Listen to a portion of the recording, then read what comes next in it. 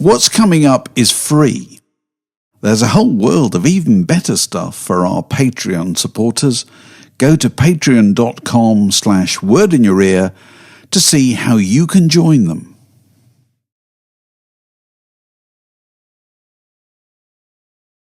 Well, welcome to another Word in Your Ear, and to the man who played guitar in the band that he put together for David Bowie at Live Aid, and the man who Morrissey asked to join the Smiths, and he worked with McCartney and Iggy Pop and Sinead O'Connor and many others. And he's written a really, really funny and very candid book about it called Absolute Beginner, Memoirs of the World's Best, Least Known Guitarist. And you learn a huge amount about what's involved in touring and what's involved in recording, and about the superhuman levels of diplomacy and the social skills required to collaborate with people of that level. And this is the author, Kevin Armstrong. Kevin, lovely to see you. Yeah, lovely to see you too, Mark. Fantastic. It's such a good book. And I thought I'd just start with you. You were in a band, I think, called Local Heroes in about 1979 when you were about, how old would you have been, 20, 21? And yeah. you got signed, just as extraordinary to remember what life used to be like. You got signed by Charlie Gillett to his Oval record label in an instant. Just explain how that happened. I think I was doing some sort of a fill-in manpower job as an accountancy post boy in the top of a tower block, and there was lots of time to kill between post rounds. So I used to read the Melody Maker and read the NME, cover to cover, soak it all in. And I read about Charlie, and I'd heard him on the radio, of course, and I thought, perhaps I'll just call him up. Yeah. Because I was a budding songwriter, had a band and all the rest of it. So I just called him up and said, and he, to my amazement, he just said, well, yeah, just come and visit me and talk to me. So I went to Liston Road, where he had his house and his record company in the basement. I met him and Gordon Elkey there. I just plonked an amp down in the front in his living room and played some songs. And he gave me he said, I think we can do something with this. And they gave me a record contract on the spot. It was my really first attempt at cracking anything in the music. Absolutely unbelievable, isn't it? I know, because incredible how simple things were back then. Well, it just things happened so fast. It just makes you think, oh, I've cracked it now. That's it. And your first kind of collaboration, because the book's really about you being a kind of session player and working with people, recording. Sideman. Sideman's the word, exactly. And your first experience of that, I think, with Thomas Dolby, would that be right? Was he the first person you started to kind of collaborate with? When I was making the second Local Heroes album with Oval, with Charlie's label, Matthew Seligman, our mutual friend, who sadly left us a few years ago, he said, oh, we need some synthesizer on this. I know this guy is really creative with synthesizers.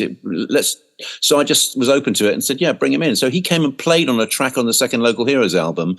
And I was just immediately struck by his originality, what he brought to the session, what he brought to the music. I just thought, wow, this guy's he's another level, he's so amazing. And then when that Local Heroes came to an end, I got a call from Thomas saying, would you like to come and play some guitar on my records? And that was the start really of a sort of sideman life for me, in a way, and also a brilliant lucky break, because he's so clever and you can learn so much. I did learn so much from him. Fantastic, the original play. So I was on his own record with the Opa, and the Dolby connection connects with what I was going to start actually really by asking you about your association with David Bowie, because so many aspects of life as a sideman are illustrated by that. And it's really interesting that at the beginning of the book, you talk about 1972 going up to Haddon Hall in Beckenham and just as an obsessed fan and kind of hanging around hoping to see Bowie. So what was it like making that adjustment from being this guy being the great hero to someone you had to work with? I wasn't the super obsessed fan in that gaggle of fans, who used to go to Beckenham. It was my brother, and some other mates. And I just tagged along for the ride. Of course, I was into Bowie, and I used to get lent the records, and I learned to play them on the guitar, and I was like really into it. But it was the worst. The significant thing was my brother, and as you've read the book, you know that he was the obsessed Bowie fan who introduced me to all the music, and he sadly died in a motorbike accident 6 years before I got to meet Bowie. So that was the biggest. It wasn't just the overwhelming nature of getting a break to work with someone like that. Of course, that was great, but a part of me felt this is the right thing. This is my path, to do this. Yeah, absolutely. But the real poignant thing was, oh my God, Ross would have just loved this. He would have more than loved this. The whole idea of me even getting anywhere near It's still kind of overpowering. Hanging outside Haddon Hall, I was playing guitar with the guy, I know, it's extraordinary. So, and it's interesting that when you got the call, I think it was to work on the Absolute Beginners soundtrack, you weren't told who the session was for. Does that happen a lot? I mean, no, that was the only time ever. Very rare. I think it was a tax thing, I think at the EMI, they told me, we can't let you know who's coming. So it's partly a sort of security thing, and partly, I think he'd worked his requisite number of tax days and wasn't supposed to be in the country doing any work or something. So work around with that. I think that's what it was. Right. And so you recorded that soundtrack and then were asked to arrange Dancing in the Street, weren't you, for his performance with Mick Jagger? Yeah, so, after that Absolute Beginners session, I think because of how well it had gone and the fact that Absolute Beginners, the song itself, really only took shape because I was there and I took the initiative to use the remaining time on the session to knock it into shape with him. I think he then thought, maybe this guy can do something else together. And so he asked me about this charity concert he'd been asked to do. Would I like to put a band together for it? And then of course I said yes. And then there was a phone call a couple of days later. Well, I've got this idea for an add-on thing. Can you come and meet me with a guitar in Soho in the middle of the night? And that was him and Mick Jagger coming up with Dancing in the Street. So at which point you weren't allowed to tell the others that Mick Jagger was going to turn up. Well, it must have been a beautiful feeling to watch their reaction. He said, well, he knew that we would be excited anyway, and he just said, well, don't just tack this on the end. I think it was a little maybe a gambit of his to really ramp up the excitement among the musicians. Of course, we were thrilled enough to be working with him, and then Jagger bowls in at the end of the session. Fantastic. Yeah. There's the description of playing Live Aid, which I'm sure everybody watching and listening can remember that, that you put together for him this kind of scratch band, really, with Thomas Dolby and Matthew Seligman and various people. And you talk about none of you really having any idea of the scale of the event, him particularly. Is that right? Well, I think maybe he did, but I think from my point of view, I just didn't realize quite what a global phenomenon it was turned out to be. Maybe no one did. It was just it seemed like a great idea. But in the run up to it, I can't remember having any, it was sort of along for the ride with Bowie, obviously doing rehearsals and things. But it wasn't until the morning when the streets were just empty of traffic that I suddenly realized, oh my God, this is a really big deal, isn't it? It's not just a gig. It's something, huge. And so it turned out to be. I mean, still a landmark. I think it still holds the record of the biggest live event ever, doesn't it? Something like that. I can't remember. It's one of those figures just bandied about. Yeah. in numerous millions and billions. But how did the rehearsals go for that? I mean, was there any discussion about, did he know what he was going to play straight away? I can't remember a lot of detail about that. I think, yes. I think he'd made decisions. I see on the internet, because I'm a member of some, these Bowie groups and things, because now after he's died, I'm a bit of a sort of, go-to source of information for some things. And I go to events and things. But there's always been this rumor that 5 years was mooted for that set for Live Aid. And everyone says it with quite authority, all these Bowie fans. Yeah, it was 5 years, but it wasn't. So I can say it was Loving the Alien that was rehearsed. Oh, right. And dropped for the Cars movie about, the Who's Going to Drive You Home. Yes. Which that's at that point, I think Live Aid turned and the money started flooding in after Bowie and Queen, and then that little film. They played the clip with the Cars song. Exactly. I think that killed the whole day, in terms of where it was going. That was it, and the money took off coming in after that. And it was Loving the Alien. We rehearsed at Bray Studios in Berkshire, isn't it? The film studios. So that was exciting in this great big film lot, rehearsing. Was it hard to adjust afterwards, because you must have realised at the time just how extraordinary that performance was? I think it was just the phone started to ring a little bit. Yeah. And of course, it's a door opener. Working with such a legendary artist, that suddenly makes you, a little bit of the pixie dust wears off in terms of your professional profile, and the phone rang. So I was a busy guy after that. There's tons about Bowie, and there's a bit where you talk about how members of the road crew were occasionally sent out when you were on tour under blankets in cars as decoys to kind of draw the fans. Well, I knew nothing about that until I moved here to sunny East Sussex, where I met up with a friend, a mutual friend who I knew had worked for the Cult and in the business, and we knew a lot. We were together. So on my coffee walk, someone said, "Oh, you should meet this guy, Gavin Juniper," and he's become a close friend.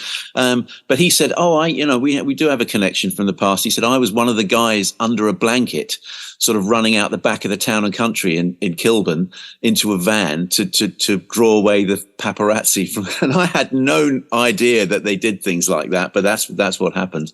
So I've since become friends with one of them. One of the Bowie has to have a security guy with him, kind of walking invisibly behind him to make sure that he's all right. And it's made me think that you must look at people like that and think how, and to some extent, how unenviable their position is. I don't know. Did you think I think that's part of the essence of my book, is the fact that I've sort of had this window onto the high table of rock and roll, if you like, without the responsibility and the vulnerabilities that go with it. So I don't envy the fact that Bowie has to have an ex-Navy SEAL who can kill you with his eyelid, but sort of walking 10 feet away from him, and he can't go and buy a shirt or something.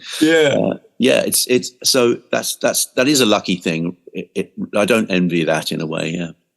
There's a big difference between obviously the recording and the performing side of it. There's a bit where you quote Miles Davis. Miles Davis says the note is 10%, the attitude of the note is 90%. Thought that was really interesting because obviously, anyone can contribute music invisibly to a record. But when you're on stage with somebody, who are the people? I mean, how do you work out how to perform? How differently do you have to perform for Iggy Pop or say Sinead O'Connor?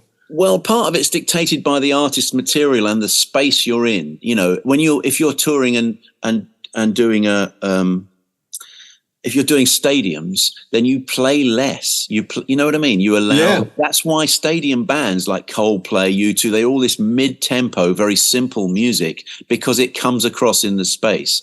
So part of it's about that. And I have thought a lot about the attitude versus ability sort of spectrum in terms of musical, technique or whatever.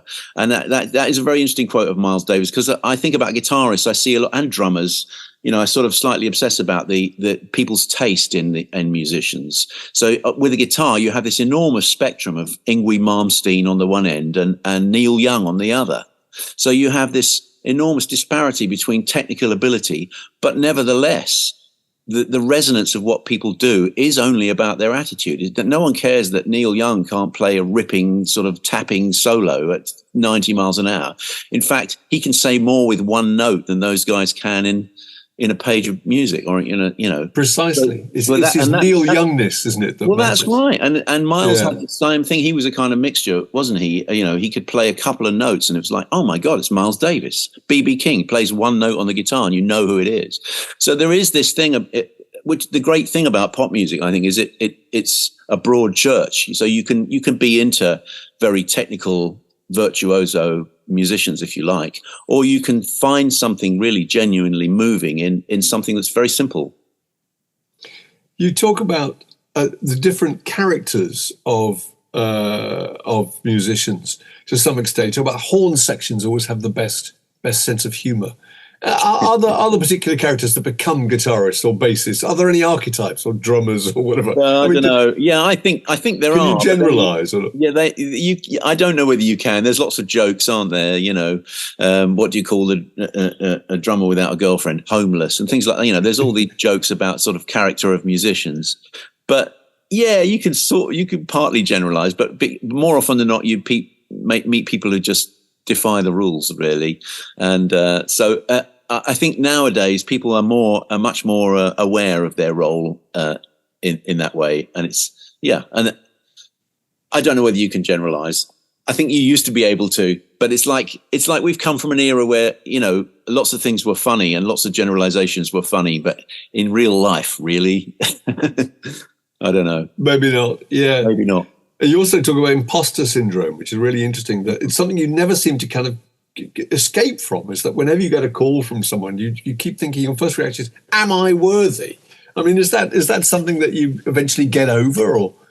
Well, sometimes I feel qualified for a gig, or even a little overqualified now after having doing it so long. But the imposter syndrome is always there. It takes more the form in me of being in front of a large crowd with a guitar around my neck and sort of being convinced that at least half the audience are better players than me. And that's something and they're looking at you going, why him? You know, yeah, I know, but then that's where it goes in your head. They're better than me, but it's me standing here and not them. So there's some reason for that, you know. So I think imposter syndrome it can be a useful demon because it makes you slightly over-prepare or make sure you're really ready for something. But if you listen to it too hard, then, you know, just dismiss it. Tell it to go away because there's a reason you're supposed to be there. You talk about so much in the book about just diplomacy. It's all about something a film director really, that you've got to get on with these people. You've got to collaborate. You've got to understand the way they work. And you had some really, really different and quite extraordinary people to work with. Can you think of anyone who was particularly demanding in terms of how diplomatic you had to be? Well, I mean, there is the stories in the book about Paul McCartney, and I felt unsure around him. A little bit sort of, you know, I didn't know quite how to react to some of the things he said. And so, you know, like in general life, you click with some people and you don't click with others. But I think if you want a long career in music, it is always a good idea to sort of keep this shut and these open quite a lot, especially if you're working with high profile people, because you know they are kings and queens, and that's why they're there, and your job is to make them happy and add something to what they do. And I think always to be conscious of that is good. That you can have your little moments where you shine and where you go, it's just me now, but mostly you have to be diplomatic, like you say. I thought I was rather touched by the fact that McCartney kept telling stories about the Beatles. And I thought that's what people expect, so he just rolls them out, I guess. But I think you were rather underwhelmed by them. I didn't see, you know, I don't know. I mean, I just thought they'd have better punchlines. I think I said that in the book. Yeah. But I'm still a fan. You see, this is the thing. There's unfinished business with Paul McCartney in my life. I still think somehow there's a chapter to be written about that relationship because I love his music so much. And, you know, I'm a huge fan of the Beatles and post-Beatles stuff. And, you know, I just didn't work. It didn't work that out. And I don't know why. It's so revealing, the book, about what it takes to be the front man. You know, you're not really a front man, you're a sideman. Not really. You know? And you know, Michael Hutchence has an observation where you're in a club, I think, with Michael Hutchence and people wanted to play, and he said he's terrified of small crowds. I thought that was so revealing because obviously those kind of people could deal with an enormous crowd, but when they're in that kind of position where they're really being scrutinized, they're very self-conscious. Would that be right? It's funny, isn't it? I think it might have to do with the fact that maybe he lacked confidence without the enormous PA and the band behind him roaring and the huge crowd and the big fanfare of the gig. But you know, when you're standing with one guitar in a pub eye to eye with people, then it is a very different prospect. And I do some one-man shows, so it's not. I mean, to front a band, I think I can do it. I don't know, maybe not like some of the stars I've worked with, but I have enough confidence to perform for myself in front of a small crowd. I can do that in an art centre or a pub or a little theatre or whatever, and I'm doing that more now. I just did it in New York, you know. But it is a different prospect. Large crowds are just an amorphous mass of love. That's what they are. You watch Iggy Pop, and it's like the Pied Piper. Extraordinary. He doesn't have to connect with one person. He has to connect with 30,000 in front of him, and he can do it with a wave of his arm. It's a magic thing. Some people. It must be an amazing feeling to feel that you've changed the mood of that crowd, of a crowd that big, that you've changed the gear somehow. Well, yeah, playing the intro behind Bowie to Rebel Rebel, or the intro to The Passenger, or the intro to Nothing Compares to You with Sinead O'Connor in front of large crowds. And when I'm on my guitar's on its own, I just start playing and the crowd go nuts. And I know at that moment it's nothing to do with me. But it's great to light the match, to have the match in your hand and go, here we go. Fantastic. That's wonderful. So, but Morrissey, at one point, you know, Johnny Marr had left the Smiths, and you're sort of brought into his orbit, and then he kind of offers you the job, doesn't he? And very sensibly, I might say, you turn it down. But I mean, you turn it down for what reasons? I literally turned it down because I thought I couldn't I thought the Smiths was done. I don't know whether any guitarist could have completed something called the Smiths at that point. I just thought him and Johnny was the Smiths, and that chemistry between them, the writing and that was the Smiths. And there's no point in putting another guitar player in there and calling it the Smiths. So that's what I felt. And I don't know at some points in my life, I might have had the confidence to say that to him, but I did say that to him. I just said, I think you're mad, and I can't do that. and it turned out to be right, because I got a call a year later when he was making some solo stuff to say, "Oh, come and play." And that said, "Yeah, of course." Which is another amazing section of the book. And again, you learn what people need as part of their armory to survive when they're at that level. And I felt that he didn't have some of it. You said that when he got a bad review in the NME, he would disappear to his room weeping for kind of 2 days. And I thought, how could somebody that thin-skinned survive, actually? I don't know. I mean, that's the thing, isn't it? You know, these people, some of them are vulnerable. What you have to remember about artists like that is they give up more or less all vestiges of normal life to become really self-obsessed.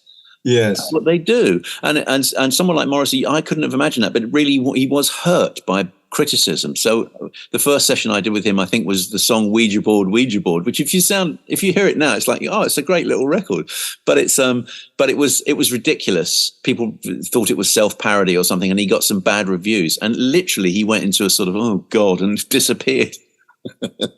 To lick his wounds. And so thin skin comes with the territory sometimes. Even Iggy, I think, has some, occasionally asked at a festival backstage, if we're waiting for another band to finish, he'll say, did you think they like them? Do you think they'll like us?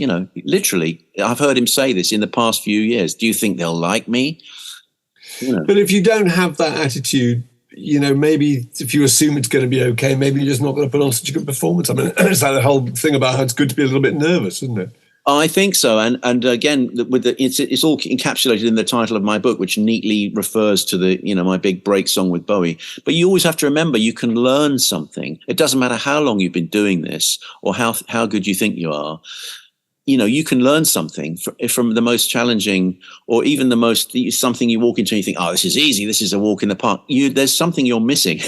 You can always learn, this, you can always learn something from a professional situation.